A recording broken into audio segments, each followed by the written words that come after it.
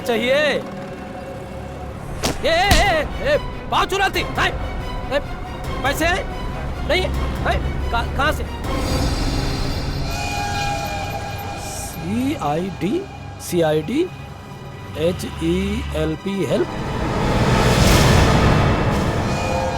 CID help किसने लिखा है ये तुम्हारी कलाई पर? हैं? किसने लिखा है? किसने? श्रेया जरा बात करो इससे, लगता है ये बहुत डरी हुई है। सर देखो, अगर तुम हमें कुछ बताओगी नहीं तो हम तुम्हारी मदद नहीं कर पाएंगे। डरो मत, जो भी है सब सच सच बता दो। कौन हो तुम? तुम्हारा नाम क्या है? तुम चोरी क्यों कर रही थी?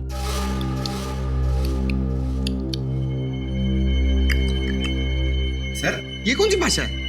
ओह सर ये तो अफ्रीकन भाषा है। चुप रहो। देखो ऐसे चुप मत बैठो, बताओ हमें कौन हो तुम, कहां से आई हो? ये जो लिखा है ना CID, हम हैं CID। कुछ समझ में रही है या नहीं? सर लगता है इसे भूख लगी है। हाँ पहले कुछ खाना खिला दे इसे। हाँ ले जाओ इसे। चलो तुम मेरे साथ चलो। चलो आराम से। अरे संभल। क्या हुआ इसे? जल्दी से हॉस्पिटल ले जाओ। हाँ सर। पंकज तुम जाओ साथ में, संभल के उठो, संभल के। कमाल है सर, इस लड़की के हाथ पे लिखा हुआ है CID हेल्प और ये खुद तो कुछ बोल ही नहीं रही है। सचिन, ये CID हेल्प उसकी जो कलाई पर लिखा है ना, वो किसी और ने लिखा है, किसी और ने। ये तो बेचारी हिंदी तक बोलना नहीं जानती। सर इसके हाथ पे जिसने भी ये सब लिखा है वो जरूर हमसे कोई मदद चाहता है। जल्दी से जल्दी पता लगाना पड़ेगा कि ये सारा माजरा क्या है। लेकिन कैसे सर? एक काम करते हैं, जिस बस स्टॉप पर ये लड़की इस दुकानदार से मिली थी उसी बस स्टॉप से पूछताछ शुरू करते हैं।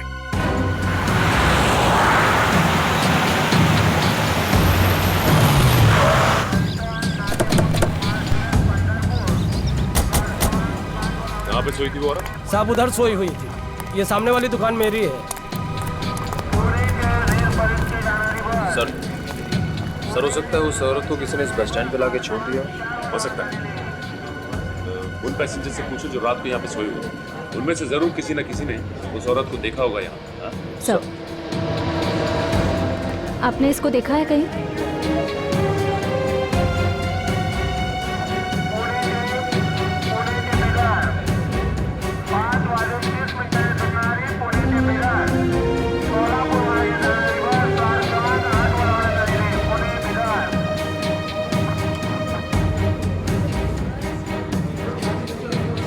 इस औरत को यहाँ पे बस स्टॉप पे देखा आप लोगों ने? मैंने तो नहीं देखा, पर एक भिखारी यहाँ सोता है रात को, शायद उसने देखा होगा।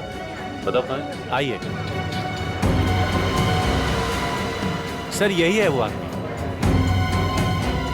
भाई साहब, इस औरत को आपने यहाँ पे बस स्टॉप पे देखा था क्या? हाँ देखा ना साहब, इधर ही जमीन पे लेटी थी।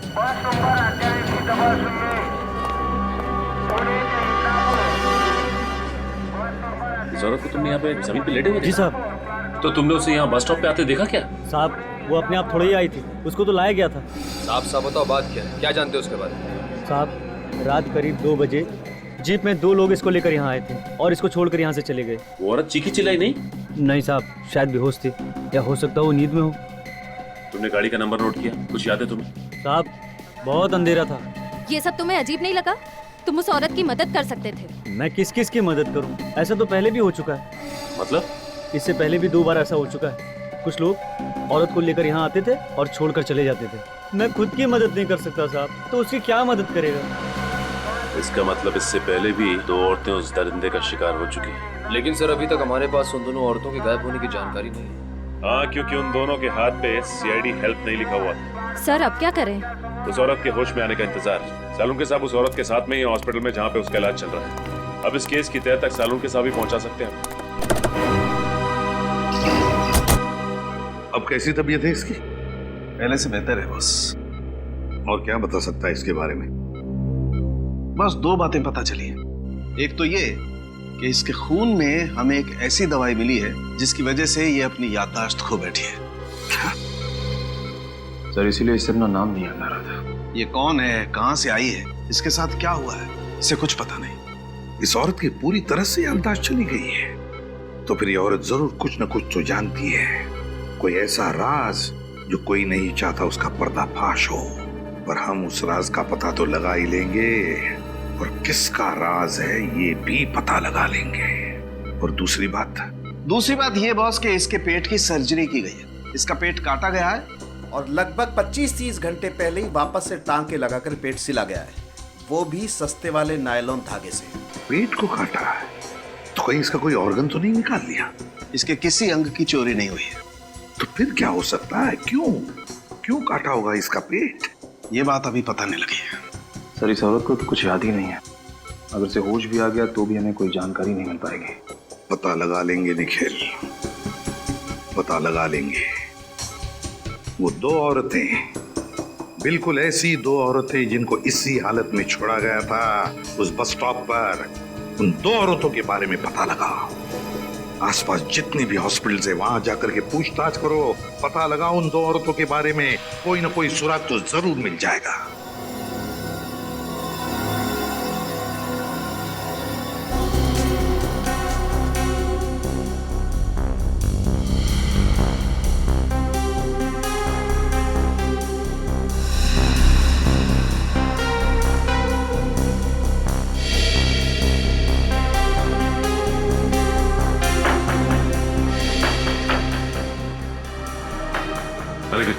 सर यहाँ कुछ नहीं पता चला। एक ही हॉस्पिटल बचा हुआ है अब, सिटी हॉस्पिटल। वहां चल के देखते हैं। सर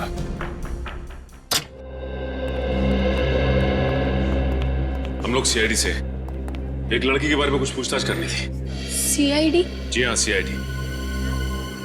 इस फोटो को ध्यान से देखिए और बताइए कि क्या ये लड़की अपना इलाज करवाने के लिए आपके हॉस्पिटल में आई थी? जी हाँ, इस लड़की के पेट पे ऑपरेशन का निशान है। घाव देख के लगता है मानो इस लड़की का ऑपरेशन 2-3 दिन पहले हुआ। तो हम जानना चाहते हैं लड़की इस हॉस्पिटल में एडमिट हुई थी या नहीं। सर ये तो क्या? सर हमारे हॉस्पिटल में 2 औरतों की लाशें आई हैं। 2 औरतों की लाशें? हाँ सर, और उनकी वेशभूषा तकरीबन ऐसी ही थी और उनके गहने भी तकरीबन ऐसे ही हैं। तो क्या उन दोनों औरतों की लाशें अभी भी मुर्दाघर में? हाँ सर, उन दोनों लाशों की शिनाख्त करने अभी तक कोई नहीं आया है, इसलिए वो दोनों लाशें मुर्दाघर में ही है। ठीक है, तो इन दोनों लाशों को हम देखना चाहेंगे। ठीक है सर, मैं अभी मॉर्ग के इंचार्ज को बुला देती हूँ। प्लीज। हेलो, आप जल्दी से लॉबी में आ जाइए, सीआईडी वाले आए हैं। सर वो आ रहे हैं।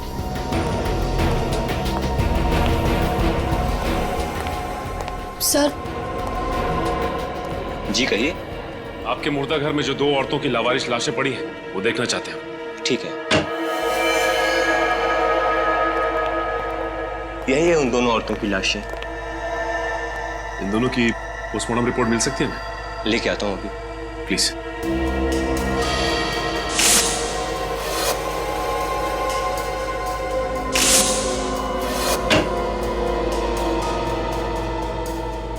ये रही रिपोर्ट। निखिल, ये देखो, पोस्टमार्टम रिपोर्ट में लिखा गया है कि इनके पेट में जो घाव है वो ऑपरेशन की वजह से नहीं है। और जिस डॉक्टर ने पोस्टमार्टम किया है उसका भी यही कहना है कि इनका ऑपरेशन नहीं किया गया है। मतलब सर इनके शरीर से कोई भाग, कोई ऑर्गन निकाला नहीं गया? मतलब ये केस इलीगल ऑर्गन ट्रांसप्लांट का नहीं है, मामला कुछ और ही है। सर अगर इनके शरीर से कोई भाग निकाला नहीं गया है तो फिर इनका पेट काटा क्यों, वापस सिलवाया क्यों गया होगा? यही तो मैं भी सोच रहा हूँ निखिल। ये देखा तुमने, ये जो सिलाई करने के लिए धागे का इस्तेमाल किया गया है, ये देखो, ये सर्जिकल धागे बहुत ही घटिया क्वालिटी के हैं। तुम्हें याद है सालुंके साहब भी कह रहे थे कि गुड़िया के पेट पे जो टाके लगे थे उनमें भी इसी तरह के धागे का इस्तेमाल किया गया था। सर बस स्टैंड पे उस भिखारी ने बताया था कि उसने वहां पे 3 औरतों को देखा था। सर इसका मतलब? हाँ, और वो तीनों औरतें यही हैं, 2 ये और तीसरी वो गुड़िया। ये तीनों की तीनों मुंबई के बाहर से आई है, किसी एक ही जगह से। सर मुंबई से बाहर से आई हैं एक जगह से, मतलब? ये नोटिस किया तुमने? ये देखो, इनकी फोटोज में साड़ी पहनने का स्टाइल, सजने संवरने का स्टाइल और गुड़िया के बात करने का स्टाइल, इन सबको देखकर लगता है कि ये तीनों औरतें मुंबई से बाहर से ही आई हैं। किसी एक ही जगह से। सर अगर ये तीनों औरतें मुंबई के बाहर किसी एक जगह से आई हैं तो इनके बारे में पता कैसे चलेगा? पता चलेगा निखिल, पता चलेगा। हर बस स्टॉप, हर रेलवे स्टेशन की खाक छाननी होगी, फिर पता चलेगा। नहीं साहब, मैंने तो नहीं देखा। पक्का? इस तरह के कपड़े पहने हुए कहीं? नहीं सर, यहाँ नहीं। नहीं साहब, यहाँ पर तो कभी आसपास नहीं। कहीं पे भी? देखिए, इस तरह के कपड़े पहने हुए कोई भी औरत आसपास दिखाई देती है तो आप प्लीज मुझे इन्फॉर्म कीजिए। ये मेरा कार्ड है, इस पे मेरा नंबर लिखा हुआ है, फोन कीजिए प्लीज।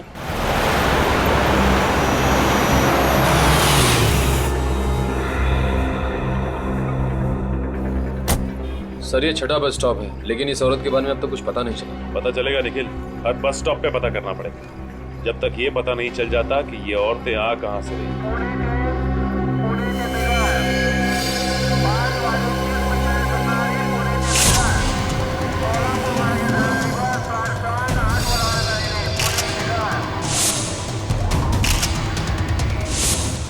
वो देखो, उस औरत ने भी ऐसे ही कपड़े पहन रखे हैं। हाँ सर।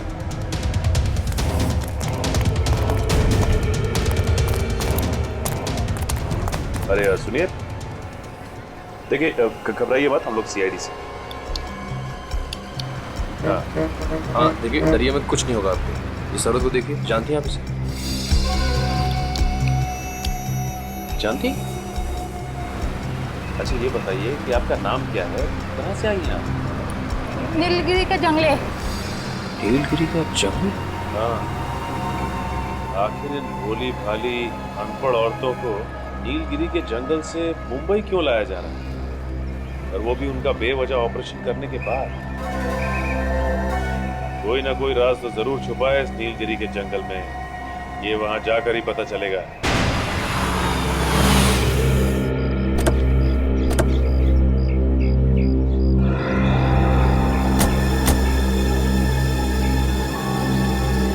अरे इन गांव वालों का स्वागत करने का तरीका बड़ा अजीब है। ये हमारा स्वागत नहीं कर रहा, बल्कि हमें देखकर नाखुश है। वैसे भी हम यहाँ इनसे मिलने नहीं आए, हम लोग नीलगिरी की जंगल के उन औरतों के पेट की सर्जरी का राज जानने आए हैं, और हम वो जानकर ही रहेंगे। देखिए, हम लोग सीआईडी से और यहाँ पे कुछ छानबीन करने आए हैं। आप लोगों को हमसे डरने की कोई जरूरत नहीं है। डरना तो आपको पड़ेगा शहरी बाबू, और इधर से जाना भी होगा। ये धरती हमारी कर्म भूमि है, हमारी धर्म भूमि है। यहाँ पर किसी गैर इंसान को हम आने नहीं देंगे। काश हम लोग आपकी बात मान सकते हैं, लेकिन सीआईडी ना ही अपने आगे बढ़ाए हुए कदम पीछे लेती है, और ना ही हमें तहकीकात करने से कोई रोक सकता है। अगर आप लोगों ने कोई हरकत की तो ठीक है, आप लोग अपना काम कर सकते हैं, लेकिन छानबीन करने से पहले आपको उनसे मिलना होगा। किससे मिलना पड़ेगा? आइए मेरे साथ। चलिए आइए। हाँ भाई मनसुख, अरे एक हफ्ते पहले मैंने तुझसे ऑपरेशन के लिए 1 दर्जन कैंची, 2 दर्जन मोटी वाली सुई और नायलॉन के धागे मंगवाए थे। कब भेजेगा भाई? ठीक है, कल तक माल आ जाना चाहिए। मैं अभी रखता हूँ। माफ कीजिए, क्या चाहिए आपको? इस तरह के नायलॉन का धागा। हाँ हाँ है ना। जानवर कौन सा है आपका? जानवर मतलब? अरे भाई, जानवर बड़ा होगा तो धागा भी ज्यादा लगेगा ना, चमड़ी मोटी होती है ना उनकी। छोटा होगा तो 1 आध मीटर में काम हो जाएगा। मतलब ये धागा सिर्फ जानवरों पे इस्तेमाल किया जाता है? जी हाँ, आपको ये बात मालूम नहीं थी क्या? देखिए, हम लोग सीआईडी से। सीआईडी? जी हाँ, सीआईडी। हमारी जानकारी के हिसाब से ऑपरेशन करने के लिए इस तरह का धागा सिर्फ आपके पास मिलता है। बात तो ठीक है, लेकिन हुआ क्या है? यहाँ पास के बस स्टॉप से हमें एक औरत मिली है जिसका ऑपरेशन किया गया है, और ऑपरेशन करने के बाद टाके इसी धागे से लगाए गए। औरतों के टाके इस धागे से? लेकिन आजकल तो कोई भी डॉक्टर इन धागों से इंसानों पर टाके नहीं लगाता। ऐसे धागे तो सिर्फ जानवरों के लिए उपयोग किए जाते हैं। लेकिन ये धागा एक नहीं, 3 औरतों के पेट पे टाके लगाने के लिए इस्तेमाल किए गए हैं। 3 औरतों पर? जी हाँ, 3 औरतों पर। वैसे ये सामग्री आप जहाँ सप्लाई करते हैं उनकी जानकारी तो होगी आपके पास? जी हाँ, 1 मिनट। ये लीजिए।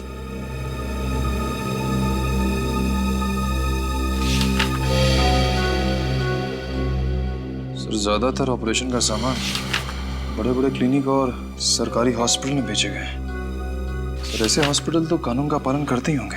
हाँ वो तो ठीक है, लेकिन निखिल, लेकिन ये देखो, बहुत से दवाखाने हैं जिनका लाइसेंस नंबर नहीं लिखा गया है यहाँ पे। इसका मतलब ये डॉक्टर्स गैर कानूनी तरीके से डॉक्टरी कर रहे हैं। सर हो सकता है सर, लेकिन इस रजिस्टर में उनका नाम है पता नहीं है।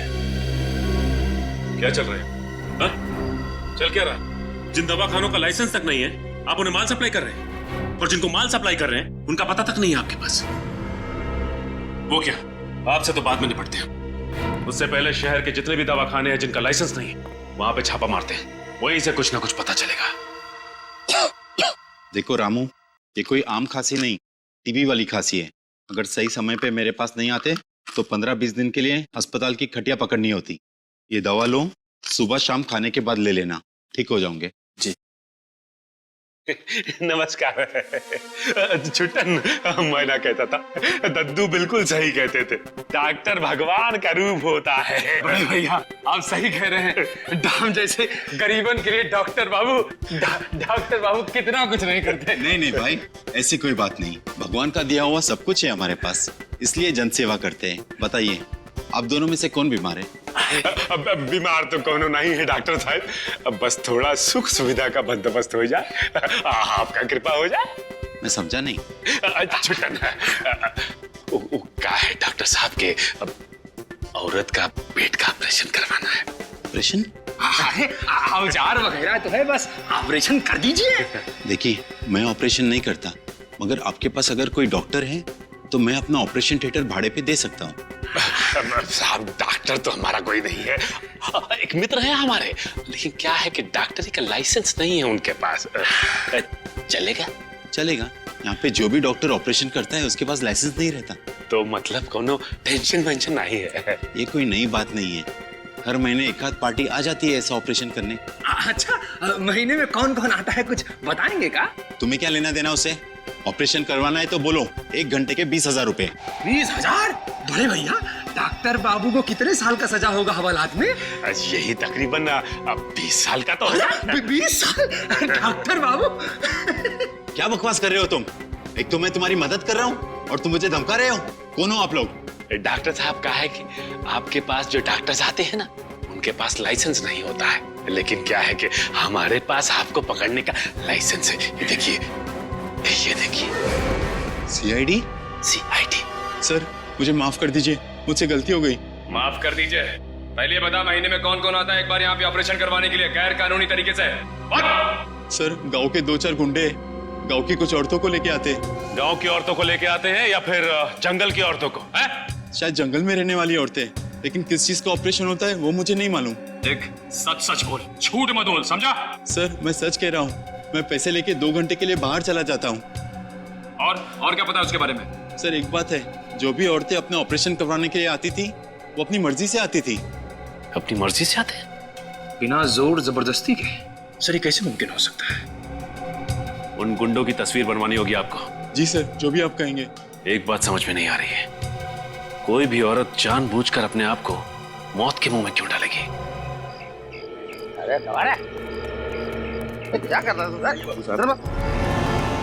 वनराज भाई, ये शहरी बाबू लोग कह रहे हैं कि ये सीआईडी से हैं और यहाँ छानबीन करने आए हैं।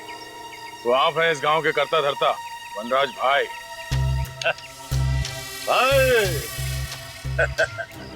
प्यार से लोग हमको भाई कहते हैं, इज्जत देते हैं भाई। आप भी हमारे सवाल का जवाब दे दीजिए, हम भी आपको बहुत इज्जत देंगे।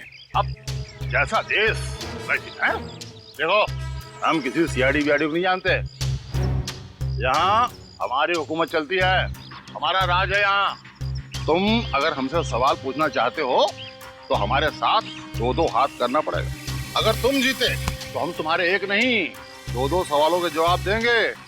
अगर हम जीते तो तुमको यहाँ से खाली हाथ जाना पड़ेगा। बोलो मंजूर? ठीक है, हो जाएगा 2 हाथ। ये क्या कह रहे हैं सर आप? देखते जाओ कैसे मजा चखाते हैं। ये लड़ेगा मेरे से चूचू का मुर्गा, ये लड़ेगा मेरे से।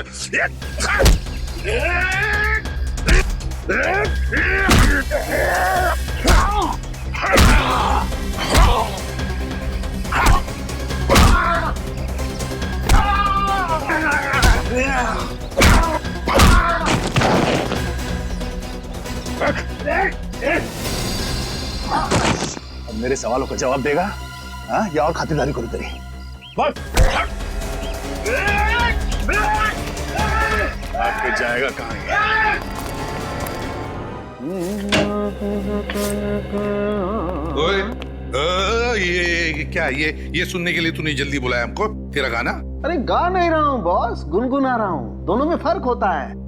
और बुलाया मैंने आपको इसलिए ताकि आपसे ये सुन सकूं, वाह सालुखे, कुछ बात है तुझमें। वाह सालुंखे, कुछ बात है तुझमें, ऐसे मैं कहूँ? हाँ।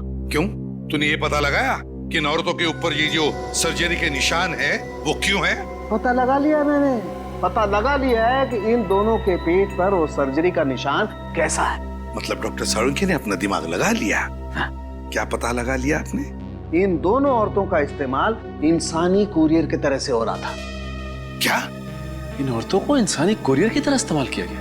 हाँ, इन दोनों के पेट को काट कर कोई चीज जबरदस्ती इनके पेट के अंदर रखी गई और फिर पेट को सिल दिया गया। और दोनों के पेट पर 2-2 बार काटने के निशान हैं, 2 बार के टांके हैं, अलग अलग किस्म के। मतलब सर? मतलब ये कि पहले इनके पेट को काट कर कोई चीज जबरदस्ती इनके पेट के अंदर रखी गई और पेट को सिल दिया, और बाद में टांके काट कर वो चीज बाहर निकाली गई और फिर से टांके लगा करके पेट को सिल दिया गया। मतलब इन बेचारी औरतों को स्मगलिंग के लिए इस्तेमाल किया गया।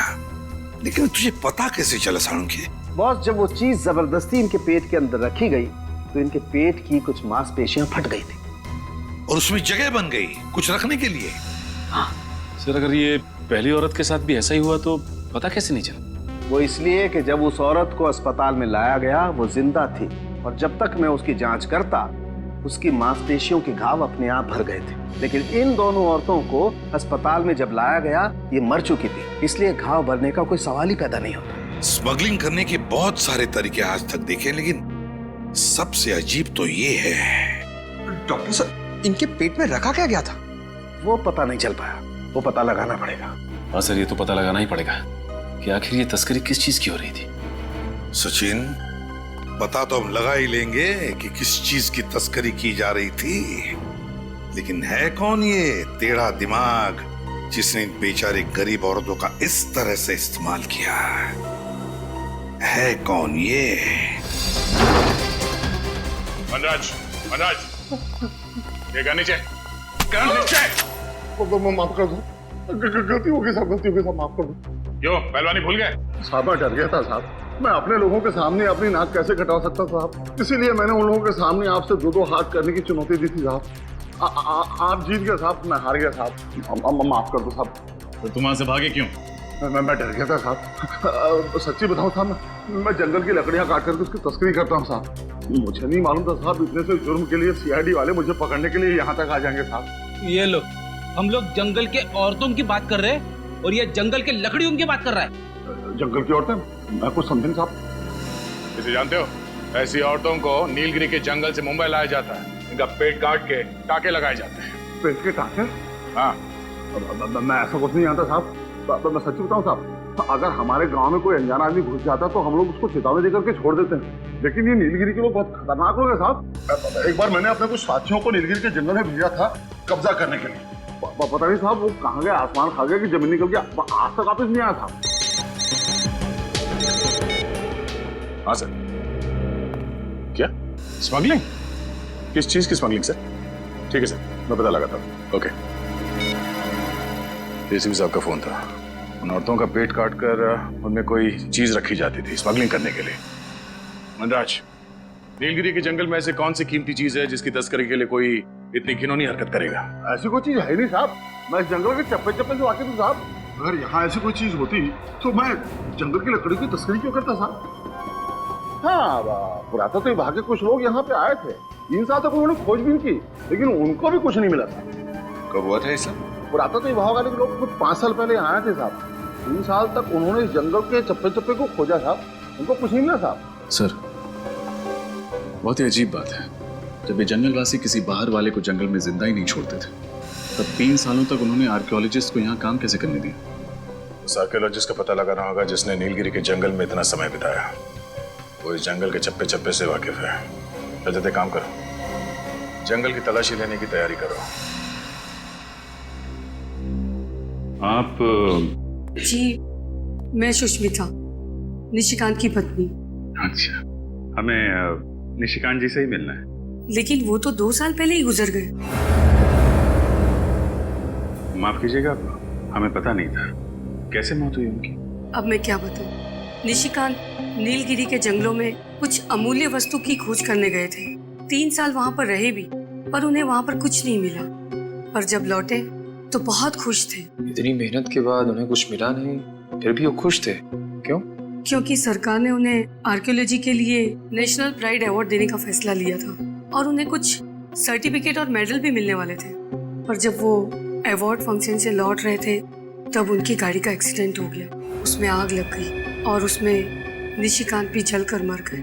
किसी ने सोचा भी नहीं होगा कि ऐसी मौत हो जाएगी उनकी। जी मुझे पता था और ये बात निशिकांत को भी पता थी। मैंने कई बार निशिकांत को समझाने की कोशिश की, लेकिन उन्होंने मेरी एक भी नहीं सुनी। और निशिकांत जी जानते थे कि उनकी मौत होने वाली? जी, आखिर नीलगिरी के जंगल के अभिशाप से कब तक बचे रहते वो? ये कैसी बातें कर रही हैं सुष्मिता जी आप? इतनी पढ़ी लिखी होकर आप श्राप अभिशाप ऐसी बातों पर यकीन रखती हैं? मुझे ज्ञान है तभी तो विश्वास है। उस खौफनाक अभिशाप के मुताबिक उस जंगल वासियों के अलावा जो भी कोई उस जंगल में घुसने की कोशिश करेगा तो नीलगिरी जंगल के देवता उस पर क्रोधित हो जाएंगे और उसे कभी क्षमा नहीं करेंगे। आग की बारिश करके नीलगिरी जंगल के देवता उस पापी को जलाकर राख कर देंगे और निशिकांत की मौत भी जलने से हुई है। ये आपका अंधविश्वास है सुष्मिता जी। इस हकीकत के बारे में निशिकांत ने खुद रिसर्च करके पता लगाया था और ये आज की बात नहीं है, हजारों साल पहले की बात है।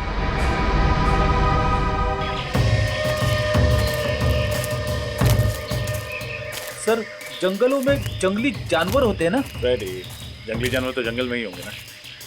ये बात तो है सर, मगर उन जंगली जानवरों ने हम पर हमला कर दिया तो? Yes sir. क्या? जी। क्या हुआ सर? एसीपी सर का फोन था। उन्होंने उस प्राचीन कार उस आर्कियोलॉजिस्ट के बारे में पता लगा। उसकी तो 2 साल पहले ही मौत हो चुकी है। ये तो बहुत बुरा हुआ। सो तो है विनीत। एसीपी सर ने यह भी बताया कि 2 साल पहले उनको सरकार की ओर से कोई पुरस्कार दिया गया और जब पुरस्कार मिलने के बाद वो घर लौट रहे थे तो रास्ते में उनकी गाड़ी को आग लग गई और जल के वो मर गए। उनकी पत्नी का कहना है कि नीलगिरी के जंगल में जाने की वजह से उन्हें श्राप लगा। कैसा श्राप?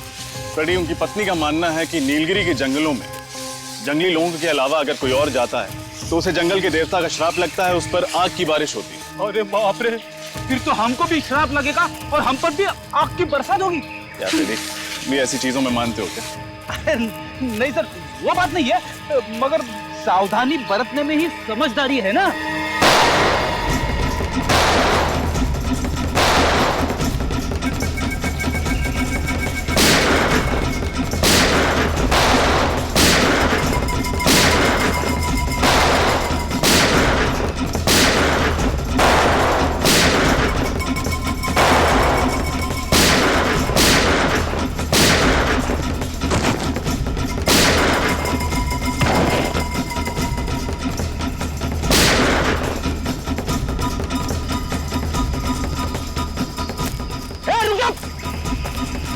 रुक जाओ!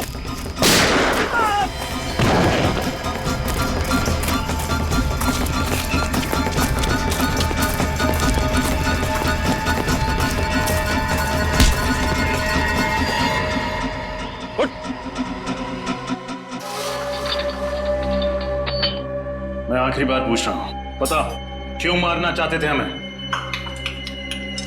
अरे यार, ये कब से टाक टुक किए जा रहा है। सरल सीधी हिंदी भाषा नहीं आती क्या?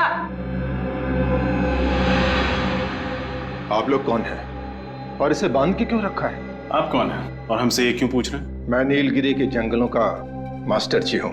5 साल पहले जब आर्कियोलॉजिकल डिपार्टमेंट यहाँ आया था तब मैं यहीं रुक गया था ताकि इन लोगों के तौर तरीकों को सीख सकूं और इनकी मदद कर सकूं। तब तो आप इसकी भाषा भी जानते होंगे? जी हाँ, थोड़ी बहुत जानता हूँ। मगर आप लोग कौन हैं? हम लोग सीआईडी से। इस आदमी ने हम पर गोली चलाई थी, इसलिए इसे गिरफ्तार करना पड़ा। ओह, क्या आप इससे पूछ सकते हैं कि इसने हम पर गोली क्यों चलाई थी और किसके कहने पर चलाई थी? जी, मैं कोशिश करके देखता हूँ।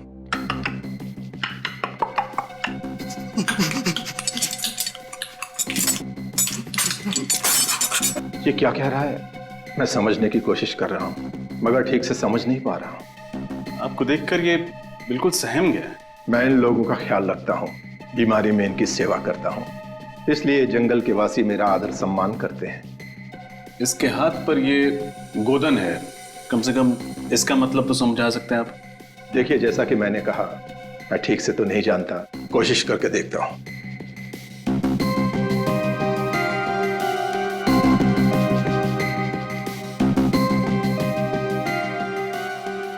इस पर पौराणिक भाषा में ये लिखा है, जिसका मतलब ये है कि ये आदमी जंगल के देवता का सिपाही है और देवता द्वारा दी गई भेंट की रक्षा करना इसका कर्म और धर्म है। देवता का सिपाही सरकारी सिपाही पे गोलियां चलाता है? ये लोग इस जंगल को अपनी जन्मभूमि मानते हैं और इसकी सुरक्षा करना अपना कर्तव्य समझते हैं। इन लोगों का मानना है कि अगर बाहर का कोई इंसान इस जंगल में प्रवेश करेगा तो जंगल के देवता नाराज हो जाएंगे और उन पर आग की बारिश होगी। फिर आग की बारिश? आग की बारिश का मतलब क्या है? हो सकता है ये सब काल्पनिक हो, लेकिन इन लोगों का इस बात पर बहुत भरोसा है।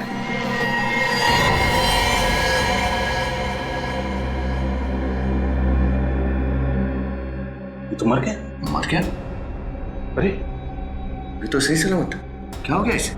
लगता है इसे जंगल के देवता का श्राप लग गया। मास्टर जी, आप भी इन बातों पर विश्वास करते हैं? देखिए, आप लोग जैसा समझना चाहते हैं समझ लीजिए, लेकिन मुझे ऐसा लगता है कि इसने आप लोगों से बातचीत की, इसलिए गांव के देवता का श्राप इसको लग गया। मास्टर जी, कोई श्राप नहीं होता। विनीत, डॉक्टर साळुंके को फोन लगा, वो यहाँ आएंगे और बताएंगे कि इसकी मौत कैसे हुई। May I come in, please? अरे आइए आइए, आपको कौन रोक सकता है? खुश हो गया? क्या बोला? नहीं तो कुछ नहीं। अच्छा, मैं वो जानने के लिए आया था कि वो नीलगिरी वाले केस का मसला सुलझा क्या? टाइम पास करने आया? नहीं, टाइम पास नहीं यार, जो पूछ रहा हूँ बताओ ना। वो आग की बारिश वाली गुत्थी सुलझी कि नहीं? साळुंके, तू आग की बारिश की बात ही मत कर, दिमाग खराब हुआ है मालूम है? पर वो आर्कियोलॉजिस्ट की बीवी, उसके बाद वो नीलगिरी का मास्टर जी, और अब तू। यार तू भी कैसा आदमी है, ऐसे पौराणिक चीजों पर विश्वास रखता है तू? आग की बारिश? अरे विश्वास नहीं रखता बॉस, बल्कि मैं ये बताने के लिए आया हूँ कि वो आग की बारिश आखिर है क्या चीज। और तो फिर बता ना। अरे आग की बारिश तो मेरी जेब में है। ये जरा पेन ड्राइव लगाओ कंप्यूटर में। सर। आओ।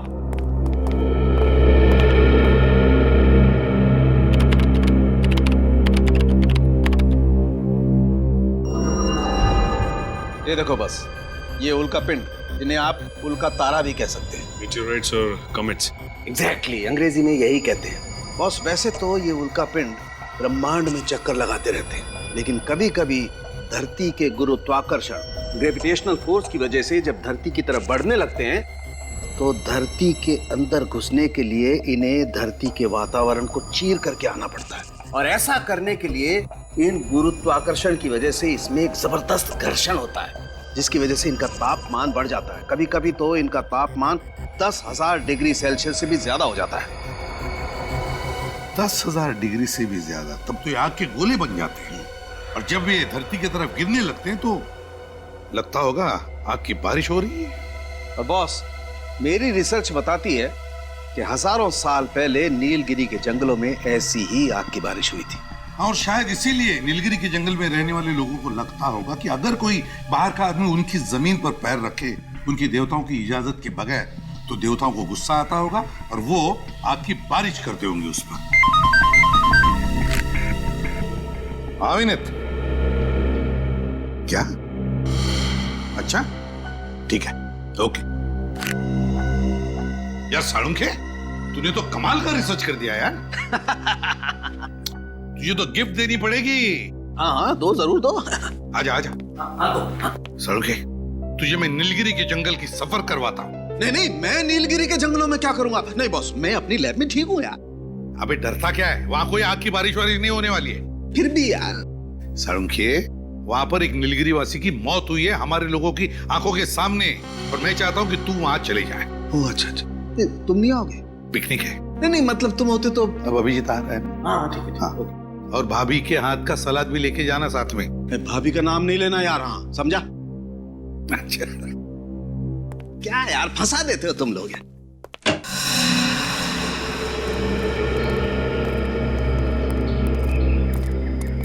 भाई साहब, 3 लस्सी देना। बढ़िया साहब। अरे बाप रे बाप। ऐसे कई रहस्य हैं जिनके राज हम अभी तक जान नहीं पाए। आखिर ये सब कर कौन रहा है और ये सब करने के पीछे उसका मकसद क्या है? जंगल में रहने वाले लोग बंदूकें लेके घूम रहे हैं, ये सब हथियार उनके पास आए कहाँ से? और सर ये बेचारे गांव वाले जंगल में कदम रखने से भी डर रहे हैं, इन्हें अपनी जान गंवाने का खतरा है वहाँ। आखिर ये नीलगिरी के जंगलों में चल क्या रहा है? और वो भगवान का आशीर्वाद, आखिर वो चीज क्या है जिसे ये लोग भगवान की भेंट समझते हैं? कोई बहुत ही खास, बहुत ही अनोखी वस्तु होगी जिसको इन जंगल वासियों ने कभी देखा नहीं। और कोई तो कारण है जिसकी वजह से इन जंगल वासियों को लगता है कि भगवान ने ये वस्तु खास कर उन्हीं के लिए भेजी है। और वो आदमी जिसे हमने जंगल में पकड़ा था, वो जंगल का सिपाही था। जंगल वासियों ने उसे उस खास भेंट की रक्षा के लिए तैनात किया हुआ था। मुझे लगता है ये जंगल वाले अनपढ़ हैं, ना समझ हैं। जरूर कोई आदमी है जो इनके दिमाग में चीजें डाल रहा है, लेकिन कौन? सर मुझे लगता है सब जानने के लिए हमें जंगल में छापा मारना चाहिए। हमें अपनी पूरी ताकत और पूरी तैयारी के साथ जंगल में जाना ही होगा। हाँ सर, मेरे दिमाग में भी यही बात चल रही है विनीत। जब तक हम उस जंगल की खाक नहीं छानेंगे तब तक ये राज राज ही रहेगा। लेकिन मुझे चिंता है जंगल में रहने वाले औरतों की, बच्चों की। छापा मारते वक्त कहीं उन्हें कुछ ना हो जाए। लो, आपको दे दो। कर दिया सत्यानाश। अब ये दही के पैसे कौन भरेगा? आप इस पर गुस्सा मत कीजिए, इसे जाने दीजिए, पैसे हम भर देंगे। लो, इन लोगों को भगवान का प्रसाद समझो जो आज तुम इनकी वजह से बच गए हो।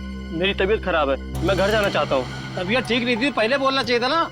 जाओ जाओ यहाँ से, नहीं तो और सामान का नुकसान करोगे। अरे जल्दी जा भाई। ये लड़का मुझे कुछ गड़बड़ लग रहा है। मैं देखते ऐसे चला क्यों गया? पीछा करते हैं इसका। रक्षा करनी होगी, रक्षा करनी ही होगी। अजीब आदमी दिखाई नहीं देता है क्या? माफ कीजिएगा।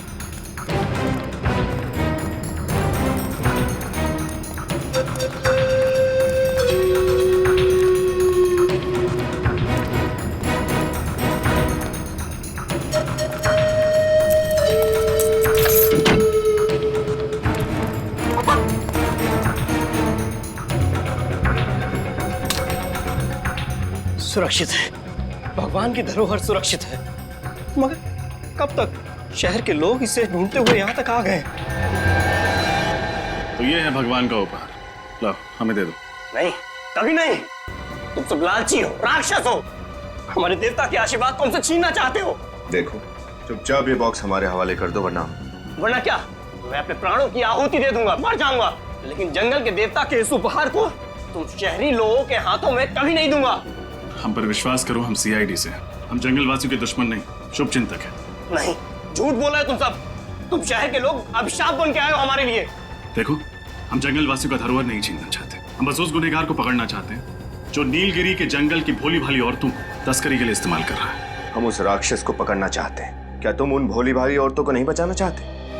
नहीं, आप लोगों का ये इरादा नहीं है। मैंने आपकी बातें सुनी है। आप इस नीलगिरी के जंगल को बर्बाद कर देना चाहते हैं, यहाँ के जीवन और यहाँ की शांति को नष्ट कर देना चाहते हैं। बात सुनो, हम जंगल को बर्बाद करने नहीं आए, हम उन दुश्मनों को पकड़ने आए हैं जो बंदूक लेके घूम रहे जंगलों में। वही असली दुश्मन है जंगल के, समझे? हाँ, हम तुम्हारे दोस्त हैं, दुश्मन नहीं। हम पर विश्वास रखो प्लीज, हम पर विश्वास रखो। मगर लाओ ये बॉक्स हमें दे दो। ठीक है साहब, आप लोग इसकी रक्षा कीजिएगा, किसी गलत हाथों में मत पड़ने दीजिएगा साहब।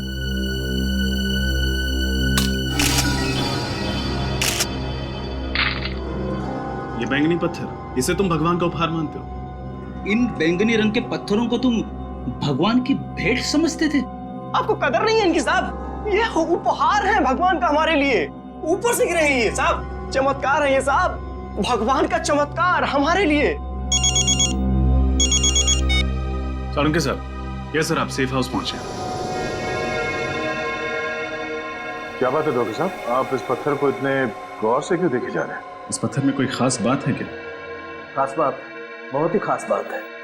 ये टेफाइट पत्थर है और बहुत ही कीमती है। क्या ये पत्थर कीमती है?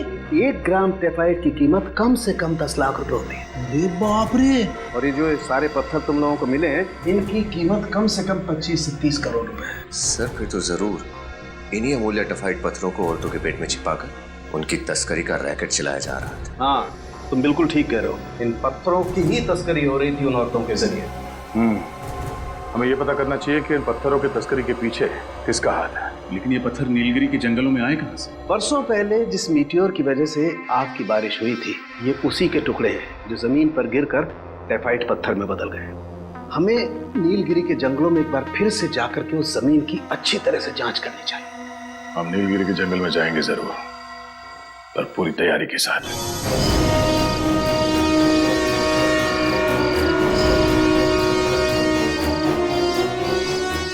जो हरे रंग के आकार दिख रहे हैं वही जंगलवासी है। कहाँ सर? मुझे तो कोई दिखाई नहीं दे रहा। वो जो घर जैसी चीज है वहां देखो, तो आदमी दिखे। अरे हाँ, ये गॉगल तो बड़ा ही कमाल का है, अंधेरे में भी आदमी दिखाई देते। वह धीरे बोलना चाहिए, उन जंगल वासियों की सुनने की शक्ति बहुत तेज होती है।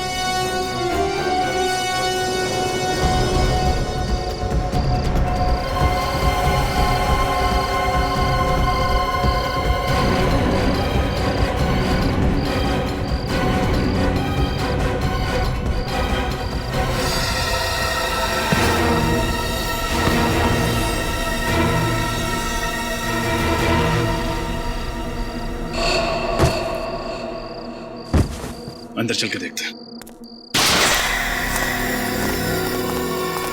यहाँ तो कोई नहीं है सर। अच्छी तरह से तलाशी लो, कोई ना कोई सुराग जरूर मिलेगा।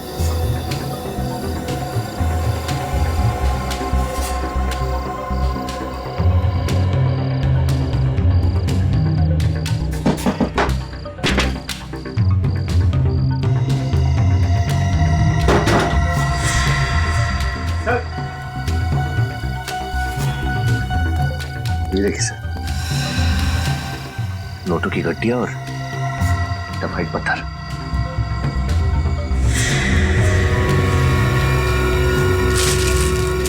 इतने सारे टेफाइट के पत्थर, इनकी कीमत तो करोड़ों में होगी। ऐसा कौन हो सकता है जो नीलगिरी की अमूल्य अमानियत को चुराने की साजिश कर रहा है? लगता है कोई। अरे ये कौन है? खोलो इन्हें, गलती से जंगल में आ गए होंगे और जंगल वासियों ने इन्हें यहाँ जबरदस्ती बंदी बना के रखा होगा। पानी पानी पानी पानी पानी।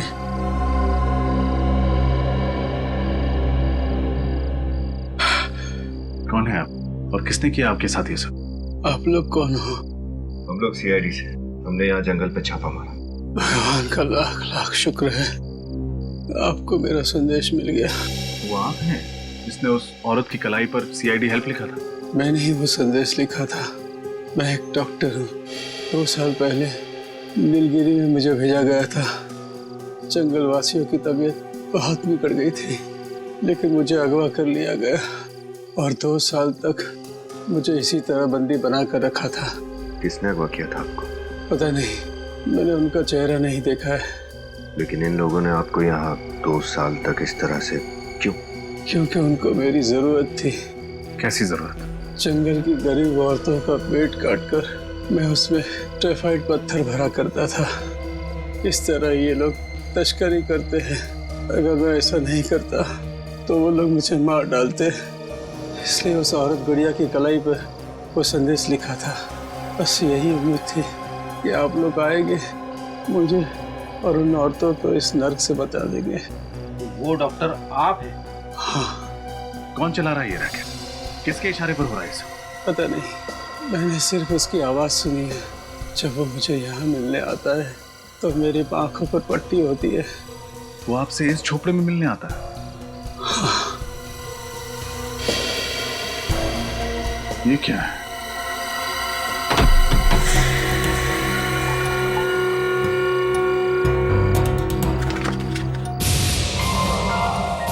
सर्टिफिकेट।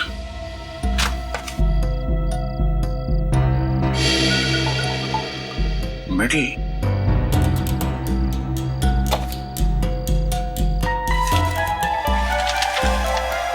तो ये है, इसका हाथ है इस पूरे रैकेट के पीछे।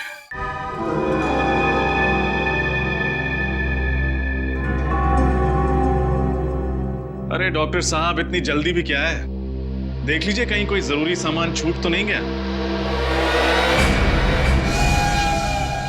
जंगल के अंदर एक झोपड़ा, झोपड़े के अंदर एक बक्सा, बक्से के अंदर एक सर्टिफिकेट, एक मेडल और इनमें छुपा एक राज। क्यों डॉक्टर साहब? डॉक्टर साहब, बेटा मैं कोई डॉक्टर वॉक्टर नहीं हूँ। मैं तो इस गांव का गरीब मास्टर जी हूँ। मास्टर जी या फिर मास्टर माइंड? टेफाइड की स्मगलिंग का रैकेट आप ही चलाते हैं ना? टेफाइड जंगल से बाहर निकालने के लिए जंगल की मासूम औरतों का पेट काटकर उन्हें कुरियर का पैकेज बनाकर खुद मालामाल होना चाहते थे। ये कैसा आरोप लगा रहे हैं आप लोग मुझ पर? मैं तो गांव का एक गरीब मास्टर जी हूँ जो इस केस की तह तक पहुंचने में आप लोगों की मदद कर रहा हूँ। मुझे नहीं पता कि ये टेफाइड पत्थर है। ओह, हम तो भूल ही गए थे कि आप एक गरीब लाचार गांव वाले हैं। आपको कैसे पता होगा कि उस पत्थरों की कीमत क्या है? वही तो आप लोगों को गलतफहमी हुई है। गांव का बूढ़ा मास्टर इन पत्थरों की कीमत से अनजान हो सकता है, लेकिन डॉक्टर निशिकांत नहीं। नेशनल प्राइड अवार्ड जीतने वाले आर्कियोलॉजिस्ट को तो पूरा ज्ञान होगा, और होना भी चाहिए।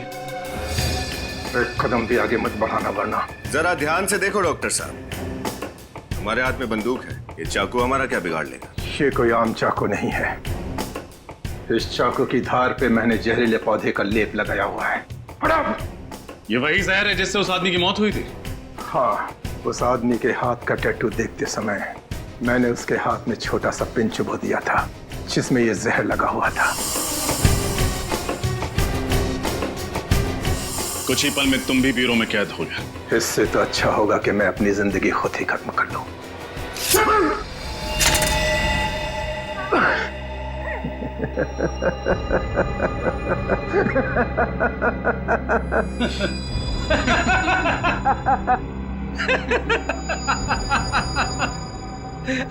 कोई प्रॉब्लम नहीं है डॉक्टर साहब। हमारे डॉक्टर सालुंके साहब ने जहर को बेअसर करने की दवाई दी है, एंटीडोट।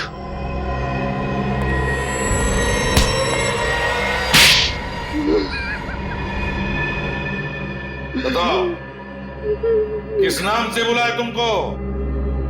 निशिकांत जी या फिर मास्टर जी? जब मैं नीलगिरी के जंगलों में प्राचीन चीजों की खोज के लिए खुदाई कर रहा था तो मुझे टेफाइड पत्थर मिला और उसे देखते ही मेरे मन में लालच आ गया, क्योंकि मैं जानता था कि वो पत्थर बहुत कीमती और बहुमूल्य है।